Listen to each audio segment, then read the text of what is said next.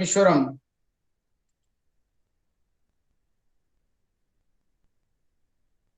येनाक्षरसमाम्नायमधिगम्य महेश्वरात् कृत्स्नं व्याकरणं प्रोक्तं तस्मै पाणिनये नमः। मान्याः तत्र भवतां व्याकरणज्ञानरसिकानां स्वागतं वर्तते अस्यां कक्षायां। सेयं कक्षा इदानीं पुनः प्रारभ्यते यथावत्। अद्य व्याख्यातव्यं सूत्रमस्ति इदुदुपधस्य चाप्रत्ययस्य। सूत्रमेतत् द्विपदात्मकम् अस्ति। इदुदुपधस्य इति एकं पदं षष्ठ्येकवचनान्तं च इति अव्ययपदम् अस्ति। अप्रत्ययस्य इति षष्ठ्येकवचनान्तं पदं वर्तते। आहत्य पदत्रयम् अत्र दृश्यते। इदुदुपधस्य इति एकं पदं, च इति द्वितीयं पदं, अप्रत्ययस्य इति तृतीयं पदम्। आहत्य त्रिपदात्मकम् एतत् सूत्रमस्ति। अत्र च सूत्रे विसर्जनीयस्य सः इति सूत्रात् विसर्जनीयस्य इति षष्ठ्यन्तं पदम् अनुवर्तते। अतः इदुदुपधस्य विसर्जनीयस्य सः मूर्धन्य शकारः, अप्रत्ययस्य इत्यस्य च प्रत्ययभिन्नस्य इत्यर्थः। कुप्पो अक्क पौच इत्यतः कुप्पोः इति पदस्य अपि अनुवृत्तिरत्र दृश्यते। अतः सामान्यतया अस्य अर्थः भवति इकारोकारोपधस्य अप्रत्ययस्य विसर्गस्य ख स्यात् कुप्पो परयोः इति एषा वृत्तिः तत्र मूले ग्रन्थकारेण अस्य सूत्रस्य लिखिता। अत्र इदुदुपधस्य इत्यत्र कः समासः? इदुदुपधस्य इति पदस्य कः अर्थः इति विचारे कृते सति इच्च उत्च इति इदुतौ, इच्च उत्च इति इदुतौ और इदुतौ उपधे यस्य सह इदुदुपधः तस्य इदुदुपधस्य। इसका अर्थ हुआ इकार और उकार है उपधा में जिसके, ऐसा कौन? तो कहा विसर्जनीयस्य। पूर्व सूत्र से विसर्जनीयस्य षष्ठ्यंत पद की अनुवृत्ति आती है। ऐसा विसर्ग जिसकी उपधा में इकार और उकार हो, अर्थात इकारोपध जो विसर्ग और उकारोपध जो विसर्ग, और वो कैसा हो? तो कहा अप्रत्ययस्य। अप्रत्ययस्य का इदुदुपधस्य अप्रत्ययस्य च विसर्जनीयस्य, माने प्रत्यय भिन्नस्य इत्यर्थः। अप्रत्ययस्य का तात्पर्य हुआ न प्रत्ययः इति अप्रत्ययः तस्य अप्रत्ययस्य, प्रत्यय भिन्नस्य इत्यर्थः। अर्थात प्रत्यय का विसर्ग नहीं होना चाहिए। यहाँ अप्रत्ययस्य में जो षष्ठी है उस षष्ठी का अर्थ करते हैं अवयव षष्ठी। अवयव षष्ठी अर्थ कर देने से क्या होगा कि केवल प्रत्यय भिन्न यह अर्थ नहीं है, अपितु प्रत्यय का जो अवयव उससे भिन्न जो विसर्ग, ऐसा अर्थ करना चाहिए। ऐसा अर्थ ही होता है। मूल में तो जो वृत्ति लिखी है उन्होंने तो स्पष्ट लिख दिया है, कारो कारो पदस्य अप्रत्ययस्य। अप्रत्यय का अर्थ केवल प्रत्यय भिन्नस्य, ऐसा अर्थ न करके प्रत्यय अवयव भिन्नस्य, केवल प्रत्यय भिन्न ही नहीं, प्रत्यय का अवयव जो विसर्ग है उससे भी भिन्न हो। प्रत्यय से भिन्न तो हो ही, परंतु प्रत्यय का अवयव जो विसर्ग है उससे भी भिन्न हो, ऐसा अभिप्राय है यहाँ पर व्याख्याकारों का। क्योंकि एक प्रयोग आता है कभी भी कृतम, बहु भी कृतम, इसका हम उदाहरण बताएंगे क्यों ऐसा अर्थ कर रहे हैं हम। पहले तो इस सूत्र का जो अर्थ है, जो प्रथमतया उपस्थित जो अर्थ होता है वो तो यही है जो सूत्रकार ने, ग्रंथकार ने मूल में जो लिखा है कि इकारो कारो पदस्य अप्रत्ययस्य विसर्गस्य ख स्यात् कुप्पो परयो। इकार और उकार है उपधा में जिसके, ऐसा प्रत्यय से भिन्न जो विसर्ग, उस विसर्ग के स्थान पर मूर्धन्य शकार आदेश होता है, कवर्ग और पवर्ग पर में हो तो। यह इसका सामान्य अर्थ है। अब आपको इसी सूत्र के अर्थ के, वृत्ति के अर्थ के अनुसार यदि हम उदाहरण घटाएं तो हमारा उदाहरण भी सही बैठ जाता है। जैसे निष्प्रत्यूहम है, प्रत्यूह प्रत्यूहो नाम पापः, प्रत्यूहस्य अभावः निष्प्रत्यूहम। यहाँ अर्थाभावे अव्यभावः, यथा मक्षिकाणाम अभावो निर्मक्षिकम इतिवत। प्रत्युह कहते हैं पाप, और निष्प्रत्युह का मतलब है जहां पाप का अभाव हो, निष्प्रत्युह। निष्प्रत्यूहम कर्म, ऐसा कर्म जो निष्प्रत्युह हो, अर्थात जिसमें पाप न हो, ऐसा कर्म निष्प्रत्यूहम कर्म। अब यहां पर देखिए निष्प्रत्यूहम में इस सूत्र को हम घटाएंगे, इस सूत्र का अर्थ यहां घटाएंगे। तो अव्यभाव जो समास करते हैं तो प्रत्यूहस्य अभावः अर्थाभावे अव्यभावः, तो यहां पर निस उपसर्ग है और प्रत्यूह शब्द है, तो शुभ व्यक्ति लाते हैं, शुभंत का, शुभंत के अव्यय अव्यय का शुभंत के साथ समास करते हैं, नित्य समास होता है। और समास होते ही प्रत्यय का लुक हो जाता है, सुपो धातु प्रातिपदिकों से प्रत्यय का तो लुक हो गया। अब यहां निस, यह अव्यय बचा, निस उपसर्ग है, ये आप सब जानते हैं, निस निर। तो यहां निस, अब यहां सकार को रू किया और रू में उकी संज्ञा होकर के र को विसर्ग कर दिया, तो निहि प्रत्यूहम, निहि प्रत्यूहम। अब यहां पर विसर्जनीय सिसा सूत्र से विसर्ग को सकार प्राप्त है, उसको बाध करके कुप्पो क पौचे सूत्र के द्वारा जुवा मूल और पाक उपधमानी, जुवा मूल नहीं अपितु पवर्ग पर में है, इसलिए उपधमानी और विसर्ग प्राप्त है। उसको बात करके सूत्र प्रवृत्त होता है इदुदुपधस्य चा प्रत्ययस्य। इकार और उकार है उपधा में जिसके,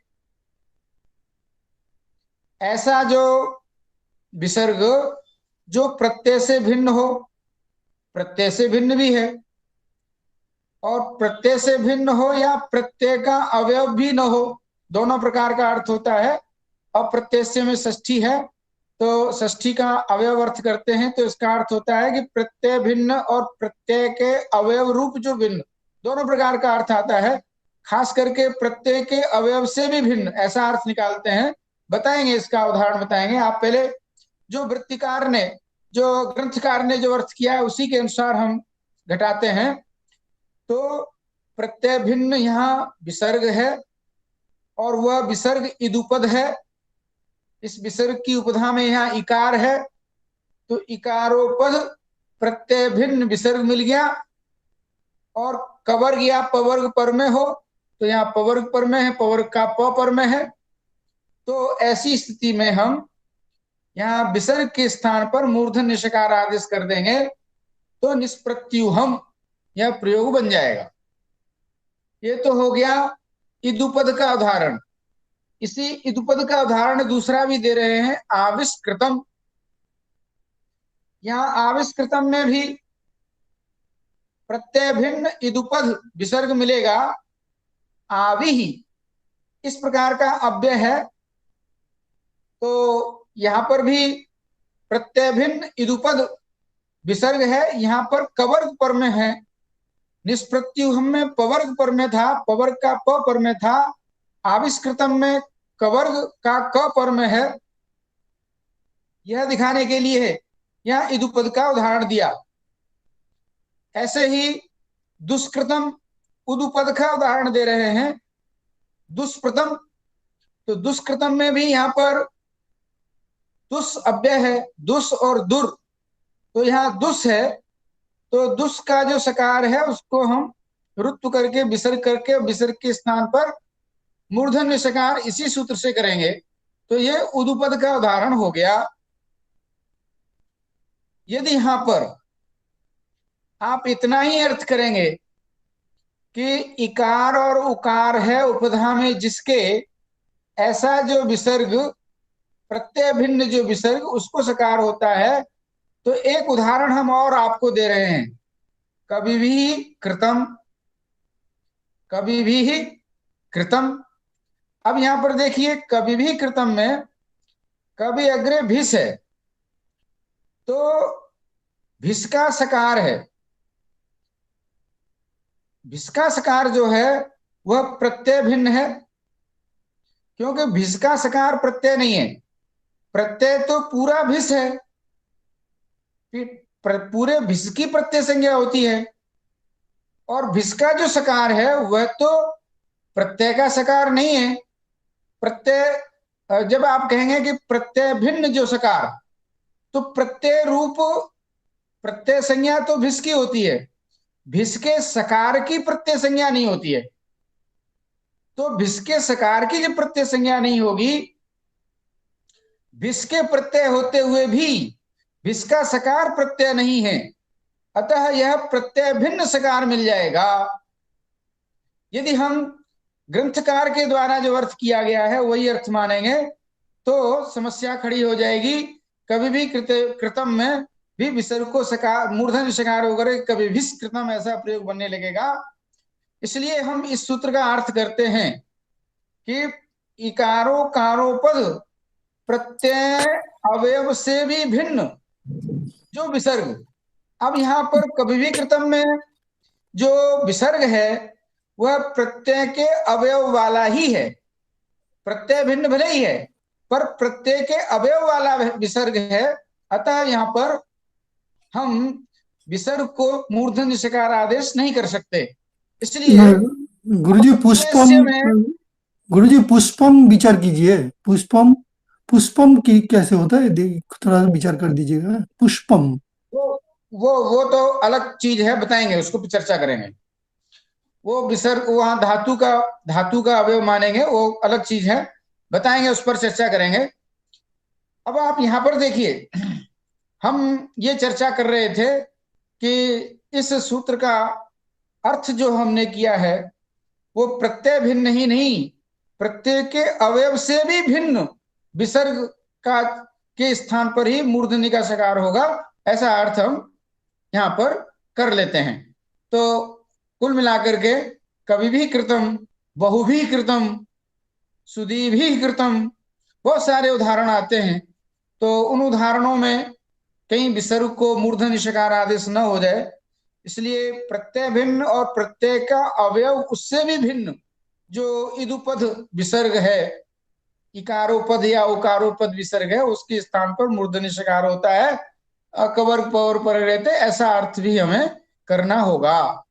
यह सारा अर्थ महाभाष्य में, इस सूत्र के महाभाष्य में भाष्यकार ने स्वयं किया है। तो वहां चर्चा आई है कि यहाँ उपधा उपधा ग्रहणम किमर्थम, बहुत सारा उन्होंने विचार विमर्श किया है। अभी तो हमें यहाँ मूल ग्रंथ जो सिद्धांत कौमुदी है उसको लेकर के चलना है, तो हमने वो ज्यादा चर्चा नहीं करनी है अभी इस पर, और बहुत सारी चर्चाएं हैं। अब हम कहते हैं अप्रत्ययस्य इति किम। मूल ग्रंथ में देखिए, मूल ग्रंथ में लिखा है कि सूत्र का अर्थ समझ में आ गया, उदाहरण भी समझ में आ गए। अब प्रत्युदाहरण के रूप में पूछते हैं, पदकृति करते हैं कि अप्रत्ययस्य किम, इतना ही अर्थ करो। इकारो कारोपध जो विसर्ग उसके स्थान पर मूर्धन्य शकार आदेश होता है, कवर्ग और पवर्ग परे रहते, इतना ही अर्थ करेंगे। प्रत्यय भिन्न से अप्रत्यय से पद नहीं देंगे। तो आगे उदाहरण दे रहे हैं, अग्नि करोति, वायु करोति। अग्नि करोति में जो विसर्ग है वह, उसकी उपधा में इकार भी है और आगे कवर्ग भी पर में है, परंतु यह प्रत्यय का विसर्ग है। अग्नि पदोत्तर जो सु विभक्ति है, उसी सु में से उ की संज्ञा होकर के उसी स को ही विसर्ग होकर के हम यहाँ पर प्रत्यय रूप ही विसर्ग मान लेते हैं। अतः अप्रत्यय से नहीं कहेंगे, तो अग्नि करोति में, वायु करोति में भी विसर्ग के स्थान पर मूर्धन्य शकार आदेश होने लगेगा, इसलिए अप्रत्यय से कहा, ऐसा मूल ग्रंथ में ऐसा लिखा हुआ है। अब आगे चलते हैं, एकादेश शास्त्र निमित्तकस्य न खत्वम। इस सूत्र पर वार्तिक वचन आ रहा है। वार्तिक वचन करने वाले महामुनि कात्यायन ने लिखा कि एकादेश शास्त्र निमित्तक जो विसर्ग होगा, ऐसा विसर्ग जो एकादेश होकर के, और ऐसा विसर्ग यदि होता है तो उस विसर्ग के को मूर्धन्य शकारादेश नहीं होगा। एकादेश शास्त्र निमित्तकस्य नखत्वम। कहते हैं क्यों, यह वार्तिक क्यों बना रहे हो? तो कहा भ्रातुष्पुत्र शब्दस्य कसकादिश उपाठात। मूल ग्रंथ देखिए, ग्रंथकार क्या लिख रहे हैं, भ्रातुष्पुत्र शब्दस्य कसकादिश उपाठात। तो कसकादिशु सूत्र आ चुका है, कसकादिशु च, वह भी ये क्षीण उत्तर से विसर्ग से ख स्यात्, उसका सूत्र का अर्थ है इन से परे यदि विसर्ग होगा तो विसर्ग को खकार हो जाएगा। ये अर्थ हम पहले बता चुके हैं आपको, विसर्ग संधि के प्रकरण, हल संधि के प्रकरण में चर्चा आ चुकी है। तो अब यहाँ पर भ्रातुष्पुत्र शब्द का कशकादि गण में पाठ है। भ्रातुष्पुत्र शब्द को कशकादि गण में पाठ क्यों किया? इसलिए किया कि यहां विसर्ग को मूर्धन्य शकार आदेश हो जाए। कसकादि सूत्र के द्वारा विसर्ग को शकार आदेश, मूर्धन्य शकार आदेश हो जाएगा, कसकादि गण में पाठ कर देंगे तो कसकादि गण में भ्रातुष्पुत्र शब्द का पाठ इसलिए किया गया है कि एकादेश शास्त्र निमित्तकस को, विसर्ग को कहीं मूर्धन्य शकार आदेश न हो जाए। जैसे देखिए, भ्रातुष्पुत्र में जो भ्रातु में विसर्ग है वह एकादेश करके विसर्ग बनाया गया है। यहाँ एकादेश होता कैसे है? तो भ्रातृ शब्द है और पंचमी का एक वचन या षष्ठी का एक वचन नस विभक्ति लाते हैं, नस में से अस बचता है, तो भ्रातृ अस। ऐसी स्थिति में उरत एक सूत्र है, उरत, उससे री और नस का जो अ, री और अ, इन दोनों के स्थान पर एकादेश र होता है उरत सूत्र के द्वारा। तो भ्रातुर स, भ्रातुर स और रात सस्य सूत्र के द्वारा उस षष्ठी का जो सकार है या पंचमी का जो सकार है एक वचन का, उस सकार का लुक हो जाता है, रात सस्य, रेफात परस्य सस्य लोपस्यात्, तो भ्रातुर बचता है, भ्रातुर। अब भ्रातुर में जो र है उसको हम खरवसाने और विसर्जनीय से विसर्ग कर देते हैं। तो भ्रातुः, ऐसे ही मातुः, ऐसे ही पितुः, ये शब्द बनते हैं। अब यहां पर जो विसर्ग है वह एकादेश निमित्तक विसर्ग है। अर्थात यहाँ पर जो भ्रातु भ्रातु में उकार उपधा में है और विसर्ग आ गया, तो और ये विसर्ग प्रत्यय भिन्न भी है, क्योंकि प्रत्यय भिन्न इसलिए है कि यहाँ प्रत्यय का अवयव जो ngस में जो अस था, अस का जो अकार है, और मूल प्रकृति जो प्रातिपदिक है भ्रातृ में जो री है, री और अ दोनों को मिलाकर के दोनों के स्थान पर र आदेश होता है। तो एकादेश होने के कारण यहाँ अंतादिवच्य सूत्र लगेगा, पूर्वांतवद भाव और परादिवद भाव। यदि परादिवद भाव मानते हैं तो ये प्रत्यय का अवयव सकार हो जाएगा, और पूर्वांतवद भाव मानते हैं तो फिर प्रातिपदिक का अवयव होगा। तो ऐसी स्थिति में काम चार है, वहां कोई राजाज्ञा नहीं है कि पूर्वांतवद भाव ही होगा, परादिवद भाव नहीं होगा। तो यदि पूर्वांतवद भाव मान लेते हैं तो प्रत्यय का अवयव यह विसर्ग नहीं कहलाएगा, तो अप्रत्यय हो जाएगा। और उकार उपधा में है तो उकारोपद प्रत्यय भिन्न विसर्ग होने के कारण भ्रातुस पुत्र, अब पुत्र शब्द पर में है तो पवर्ग पर में मिल जाएगा। तो यहाँ पर पूर्वांतवद भाव से इसी सूत्र के द्वारा इदुपधस्य चाप्रत्यय से सूत्र के द्वारा ही विसर्ग को सकार हो जाएगा। फिर इस सूत्र का कसकादिगण में पाठ क्यों किया गया है, प्रश्न उठा। भ्रातुस्पुत्र शब्द का कसकादिगण में पाठ क्यों किया गया है? कसकादि में पाठ इसलिए कर रहे हो कि वहां विसर्ग को सकार हो, मूर्धन्य सकार आदेश हो, तो वह मूर्धन्य सकार तो इसी सूत्र से हो जाएगा, इदुपधस्य चाप्रत्यय से सूत्र के द्वारा ही हो जाएगा। फिर वह पाठ कसकादि में क्यों पढ़ा? वो पढ़ा व्यर्थ, और व्यर्थ पढ़ के उसने ज्ञापन किया कि एकादेश शास्त्र निमित्तकस्य नखत्वम। ध्यान में आई बात? एकादेश शास्त्र निमित्तक जो विसर्ग होगा उस विसर्ग को सकार मूर्धन्य सकार आदेश इस सूत्र से नहीं होगा। किस सूत्र से? इदुपधस्य चाप्रत्यय से सूत्र से नहीं होगा। नहीं होगा तो अब विसर्ग को मूर्धन्य सकार आदेश कैसे हो? तो कहा इसका कसकादिगण में पाठ कर देंगे। तो कसकादिगण में पाठ करना, कसकादिगण में भ्रातुस्पुत्र शब्द का पाठ करना सार्थक हो जाएगा। इसीलिए ऋषि ने कसकादिश जो सूत्र बनाया है और भ्रातुस्पुत्र शब्द का कसकादिगण में पाठ किया है, इससे सिद्ध होता है कि एकादेश शास्त्र निमित्तकस्य नखत्वम। एकादेश शास्त्र निमित्तक यदि विसर्ग आएगा तो उस विसर्ग को खकार मूर्धन्य सकार आदेश नहीं होगा। फल क्या होगा? तो आगे फल दे रहे हैं, तेन इह न, मूल ग्रंथ में देखिए, तेन इह न मातु कृपा। मातु कृपा में विसर्ग को मूर्धन्य सकार आदेश नहीं होता। क्यों नहीं होता? मूर्धन्य सकार आदेश यहां होना चाहिए। क्यों होना चाहिए? क्योंकि इदुपधस्य चाप्रत्यय से सूत्र है, इदुपधस्य चाप्रत्यय से सूत्र के द्वारा यहाँ उकार उपधा में है और अप्रत्यय माने प्रत्यय भिन्न यहाँ पर पूर्वांतोद भाव से विसर्ग मिल जाएगा।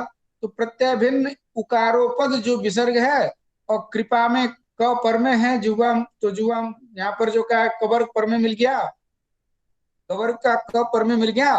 तो यहाँ पर प्रत्यय से विसर्ग को मातु कृपा में मूर्धन्य सकार आदेश होना चाहिए। तो कहा नहीं होगा। क्यों नहीं होगा?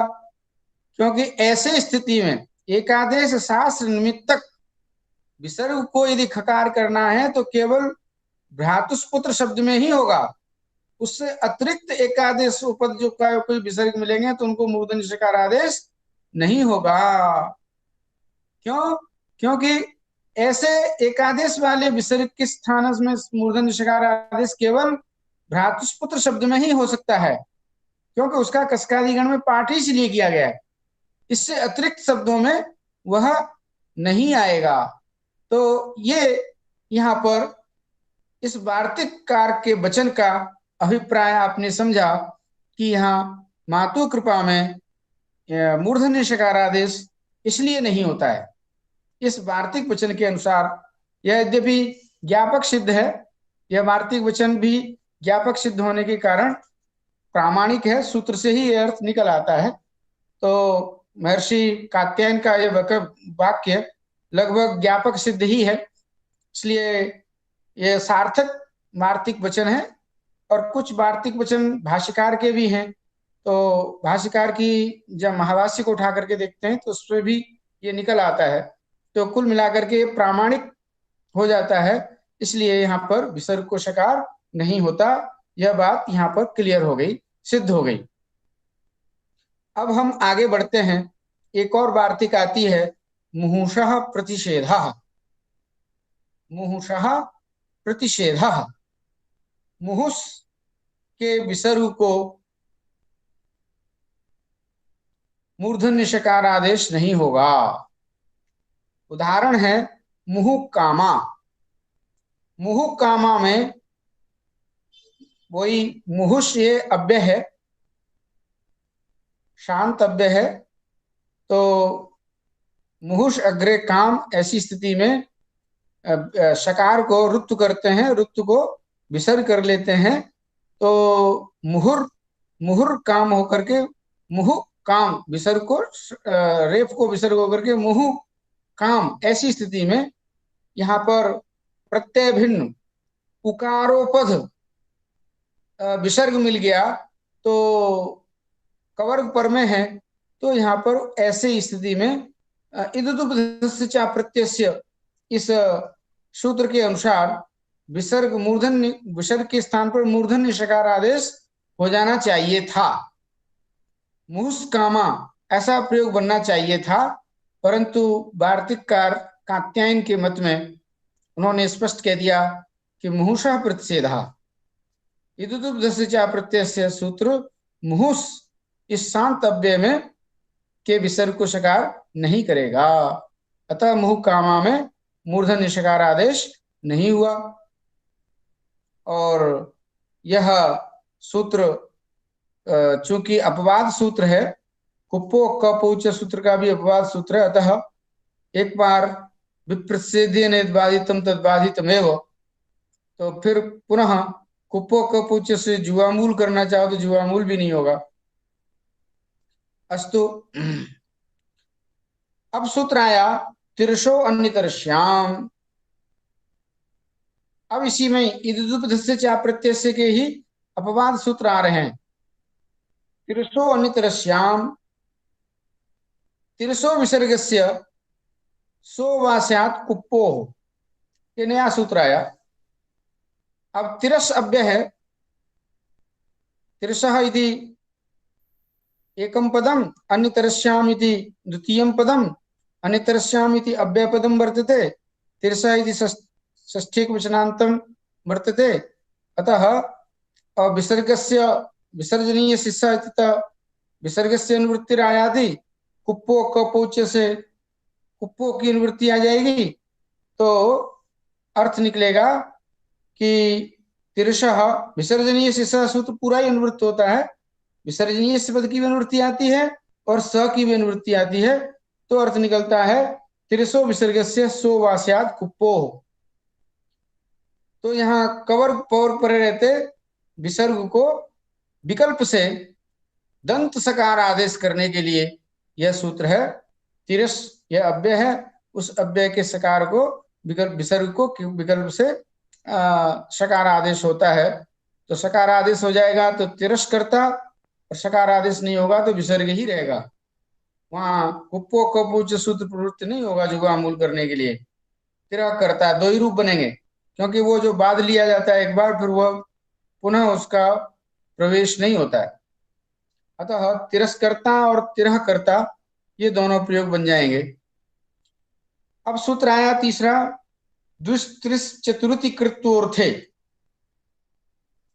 यहाँ कृत्य सुच प्रत्यय होता है, तो वही कृत्यसुच अर्थ ही यहाँ पर कृत्योर्थ से विवक्षित है। द्विहि, त्रिहि और चतुः, ये तीन शब्द हैं और इति शब्द का प्रयोग किया। द्विस त्रिस चतुः इति, इस तरह से यहाँ पर इति करण के बाद शब्दानाम ऐसा करके हम अध्यार कर लेते हैं, तो अर्थ निकलता है कृत्योर्थे वर्तमानानाम। कृत्योर्थे वर्तमानानाम शब्द का भी अध्यार करेंगे कि कृत्व अर्थ में विद्यमान, कृत्व अर्थ में वर्तमान, एसाम, एसाम के साम, द्विस त्रिस चतुः, ये षष्ठी का एक वचन है। तो इनके विसर्ग को मूर्धन्य शकार आदेश होता है विकल्प से, अन्यतर श्याम की अनुवृत्ति आ जाएगी। कुप्पो परयो हो, कवर्ग और पवर्ग पर में हो तो इसका अर्थ बहुत स्पष्ट है, इसलिए दुष्करोति, यहाँ दुष्करोति में और द्विकरोति में विकल्प से मूर्धन्य शकार आदेश करने के लिए सूत्र बनाया गया, और कोई इसका प्रयोजन नहीं है। और गुरु ऐसे जी, ही त्रिकरोति, त्रिकरोति में भी, चतुष्करोति और चतुष्करोति में भी यही है। यहाँ दूत्व करना, त्रित्व और चतुष्व, ये सब कृतसुच अर्थ में है, क्योंकि कृतसुच का जो अर्थ है वो अभ्यावृत्ति, अभ्यावृत्ति माने बार बार पुनः पुनः करना, यह अर्थ निकलता है। तो दुष्करोति का मतलब हो गया 2 बार करता है, त्रिष्करोति माने 3 बार करता है, चतुष्करोति माने 4 बार करता है। तो क्रिया की अभ्यावृत्ति होने के कारण यहाँ कृतसुच प्रत्यय का जो अर्थ है वही अर्थ यहाँ विद्यमान होता है। तो विसर्ग को यहाँ पर विकल्प से मूर्धन्य शकार आदेश करके 2 रूप बनाने हैं, एक बार मूर्धन्य शकार वाला और एक बार विसर्ग वाला ही। तो इस तरह से 2 रूप बनाने के लिए यह सूत्र बनाया गया, और कृत्योर्थ में बनाने के लिए विशेष अर्थ में दे दिया। कृत्योर्थ किम, तो कहा चतुष्कपाल, चतुष्कपाल में जो कहा है पुरोडास, चतुष्कपाल पुरोडासा में यहाँ पर कृत्यसुच अर्थ नहीं है। यहाँ पर क्या है, चतुर्भि कपालई ही संस्कृत पुरोडास चतुष्कपाल, तो यहाँ पर कृत्यसुच अर्थ नहीं है। पुरोडास को संस्कृत करने का एक तरीका होता है, 4 प्रकार के कपालों में तैयार किया जाता है, तो वो यहाँ कृत्यसुच अर्थ नहीं है, माने 4 बार आवृत्ति, क्रिया की अभ्यावृत्ति अर्थ नहीं है। कृत्यसुच अर्थ न होने के कारण यहाँ पर नित्य ही इदुदुपदस्य चा प्रत्यय सूत्र के द्वारा नित्य ही मूर्धन्य शकार आदेश होकर के एक ही रूप बनेगा, चतुष्कपाल। विसर्ग को यहाँ पर मूर्धन्य शकार आदेश होकर के चतुष्कपाल प्रयोग बनता है। तो इस तरह से हमने देखा कि किस तरह से गुरुजी, हाँ गुरुजी, मतलब आपने बोला कि तिरस्कर्ता में जीवा मूल्य होगा नहीं, लेकिन तो मान लीजिए तो व्याख्या में तो बोला है जो होगा, क्योंकि ग्रंथांतरे भी दृश्यते जीवा मूल्य होता है। ऐसा है, वो तिरस् मतांतर है। हाँ, तिरस्कर्ता में 3 रूप होता है, वो तिरस्कर्ता, तिरस्कर्ता और तिरक और जीवा मूल्य होता है। इधर हाँ, वो मतांतर है, वो भाष्य विरुद्ध है, भाष्य में ऐसा उल्लेख नहीं है। हम तो लेकिन भाष्य को प्रमाण मानते हैं, भाष्य में 3 इधर रूप नहीं दिए गए हैं। इधर बाल मनोरमा में भी तो है 3 रूप। नहीं, बाल मनोरमा में वो मतांतर को लेकर के चर्चा की है, परंतु भाष्यकार का मत ये नहीं है, भाष्यकार 2 ही रूप मानते हैं, महाभाष्य में ऐसा कहीं उल्लेख नहीं है। उस मतांतर का उल्लेख कहीं से आता हो तो बात अलग है, काशिका वृत्ति है, और सिद्धांत कौमुदी से पूर्व के वैयाकरण है, दीक्षित जी से पूर्व के वैयाकरण है, उन्होंने कहीं कर दिया तद भाष्य विरुद्धम, वो भाष्य में उसका कहीं उल्लेख नहीं है तीसरे प्रकार के रूप का। ये 2 ही प्रकार के रूप आते हैं, और इसीलिए ग्रंथकार मुनित्रयम् नमस्कृत्य भाष्यकार की बात को ज्यादा प्रामाणिक मानते हैं, भाष्य को हम सबसे ज्यादा प्रामाणिक मानते हैं। भाष्यकार ने इस प्रकार के 3 प्रकार का रूप का उल्लेख कहीं नहीं किया है, इसलिए हम उसको प्रामाणिक नहीं मानते। हो तो हो, मतांतर है, मतांतर वो स्वागत है, किसी का मत में हो रहा है, किसी के मत में नहीं हो रहा है, ऐसा मतांतर तो चलते रहते हैं, परंतु उसमें परिनिष्ठितत्व और पुण्य जनकता अवच्छेदकत्व या महाभाष्य सम्मतत्व नहीं है। महाभाष्यकार समतत्व तो दो रूप में ही है। भाष्यकार ने तीसरे रूप की सत्ता को स्वीकार नहीं किया है। ऐसे आप बनाते रहिए, कोई बात नहीं है इसमें, मतांतर तो होते रहते हैं। हाँ, आगे बहुत सारा खंडन आएगा भाष्यकार मैंने खास कर। मैंने बाल मनोरमा में देखा, इसलिए मैंने बोला। बाल बाल मनोरमा मनोरमा में ऐसा बाल मनोरमा में ऐसा कहीं मतांतर से दे दिया हो बात अलग है, पर ऐसा है नहीं। नहीं बाल नहीं, मनोरमा उधर उधर स्पष्ट से लिखा है, तद अभावे जीवा मूल्य विसर्गौ, ऐसा लिखा है। का, हाँ वो लिख दिया होगा, पर ऐसा है नहीं। ऐसा कहीं मैंने नहीं देखा, मैंने बाल मनोरमा में भी नहीं देखा ऐसा। ये तो मेरा हाँ, समक्ष में है, तो जीवी, तो तद अभावे जीवा मूल्य विसर्गौ। पर ग्रंथकार ने तीसरे रूप की सत्ता को स्वीकार नहीं किया है। और दूसरा ग्रंथ में भी दिखा है, ये 3 रूपी होता है, 3 रूप दिखाया। खत्वा भावे कुप्पो इति जुवा मूली विसर्गो, ऐसा लिखा है। लिखा है तो।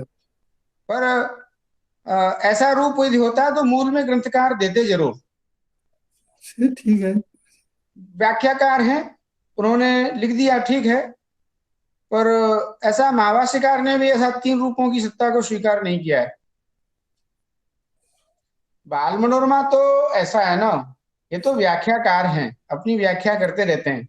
पर आप देखिए, यदि स्पष्ट कुछ बात ऐसी होती तो जरूर ग्रंथकार रूप का स्वरूप, तीसरे रूप का उल्लेख जरूर करते।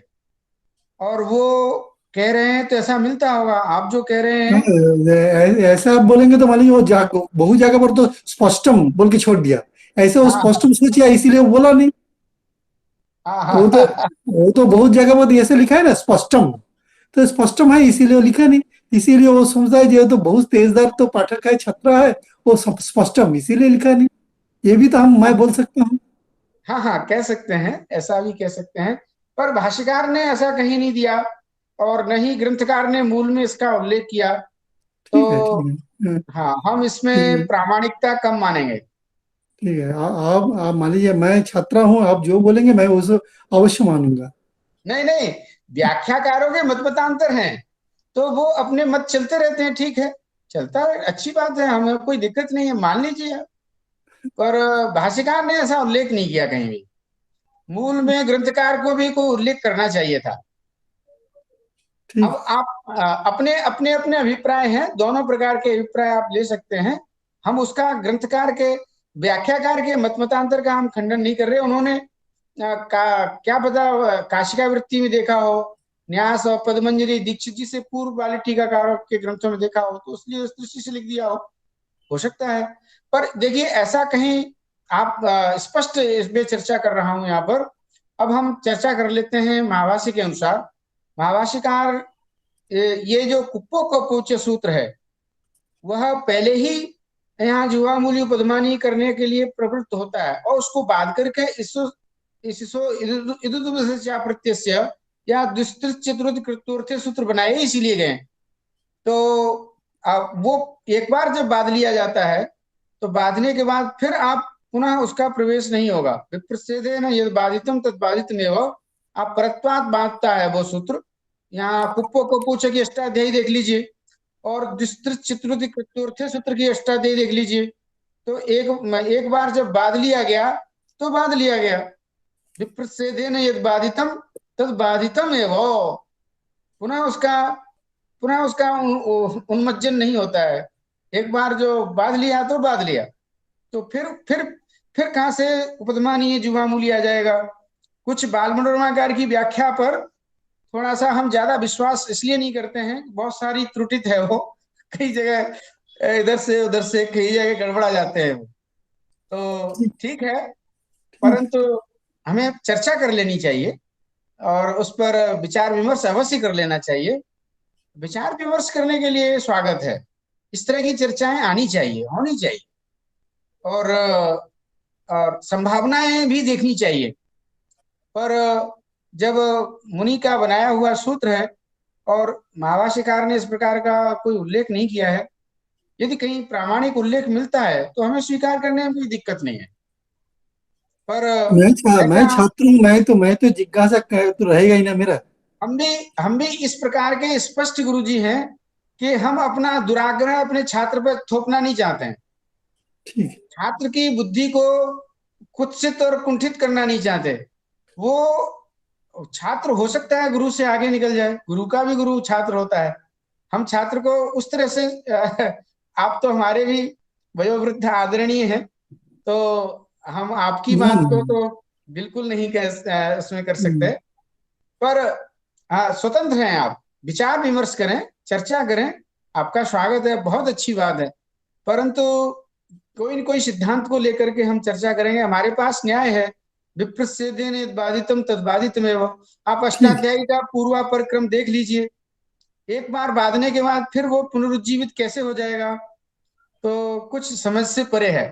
यदि कुछ है ऐसा तो आप कल कल फिर चर्चा कर लेंगे इस पर, कोई ऐसी बात है। अभी एक रात विचार ठीक है। विमर्श करने के बाद फिर ठीक है चर्चा कर लेंगे। गुरुजी। देखा हाँ, मन में, देखा मन में जिज्ञासा है इसीलिए पूछा। बहुत अच्छी बात है, बहुत अच्छी बात है। इस तरह से ही चर्चा करके हम किसी विषय को हम समझ सकते हैं पूर्ण रूप से, हम तभी सांगोपांग समझ पाएंगे। इस प्रकार की चर्चाओं का सदैव स्वागत है और इस प्रकार की चर्चाएं होनी चाहिए। आज पाठ को भी हम यहीं पर पूर्ण करते हैं। अब अग्रिम गुरु पाठ जी कल थोड़ा करेंगे। पुष्पों में क्यों, पुष्पों हाँ में हाँ हाँ, हाँ, पुष्पम शब्द की सिद्धि कैसे होती है, देखिए। पुष्पम शब्द में कोई प्रकृति प्रत्यय नहीं है, ये अव्युत्पन्न प्रातिपदिक है। यहाँ आप कल्पना करें कि नहीं, हम पुर अव्यय मान लें, पू पुर पुरा एक कल्पना कर रहे हैं, पुर अव्यय पूर्वक और पा धातु से कोई अप्रत्यय करें और आतोलोप पे टिच करके आकालोप करके प में अ मिला करके पुष्प शब्द को, क्योंकि वैयाकरण तो हर एक शब्द की व्युत्पत्ति करता है, तो पुर अव्यय करके पुर में जो जो रेप है उसको विसर्ग कर लेंगे और वो प्रत्यय का अवयव सकार हो जाएगा। प्रत्यय का अवयव सकार होगा नहीं, और उकार उपधा में भी है, उकारोपद प्रत्यय भिन्न विसर्ग है, उसको हम मूर्धन्य शकार आदेश कर देंगे, पकार पर में है। तो इस तरह से पुष्प शब्द की आप व्युत्पत्ति कर सकते हो, पर पुष्प शब्द व्युत्पन्न नहीं है, अव्युत्पन्न प्रातिपदिक है।